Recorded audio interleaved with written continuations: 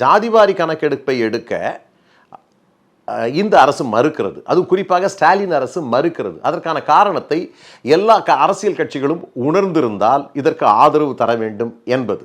இரண்டாவது, இடஒதுக்கீட்டு பிரச்சனையில் ஒவ்வொரு அரசியல் கட்சிகளுக்கும் இருக்கக்கூடிய அக்கறையை வெளிப்படுத்துகிற தன்மையாகத்தான் இருக்கிறது.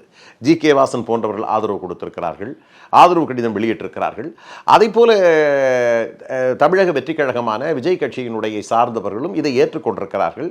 பொதுவாக ஏற்கனவே பல அரசியல் கட்சிகள் பாட்டாளி மக்கள் கட்சியினுடைய போராட்டத்திலே உள்ள நேர்மையையும் இடஒதுக்கீட்டு வேண்டும் என்கிற கொள்கையையும் ஏற்றுக்கொண்ட கட்சிகளாகத்தான் நான் பார்க்கிறேன். ஏதாவது ஒரு கட்சியை விரல் விட்டு சொல்லுங்கள். நியாயமாக சொல்ல போனால் விடுதலை சிறுத்தைகள் போன்ற கட்சிகள் எல்லாம் முதன்மையிலே நின்று ஆதரவு கொடுத்திருக்க வேண்டிய இந்த போராட்டத்தை விடுதலை சிறுத்தைகள் திராவிட முன்னேற்ற கழகத்துக்காக பயந்து ஒதுங்கி நின்று வேடிக்கை பார்த்து கொண்டிருக்கின்றன. அதே போல இந்திய கம்யூனிஸ்ட் கட்சியும் மார்க்சிஸ்ட் கம்யூனிஸ்ட் கட்சியும் நியாயமாக பார்த்தால் ஓடி வந்து ஆதரவு கொடுக்க வேண்டிய கட்சிகள் எல்லாம் திராவிட முன்னேற்ற கழகத்தினுடைய சேலைக்கு பின்னாலே நின்று கொண்டு வேடிக்கை பார்க்கக்கூடிய இந்த நிலைமைக்கு காரணம் இவர்கள் தான் சமூக நீதிக்காக போராடுகிறவர்களா?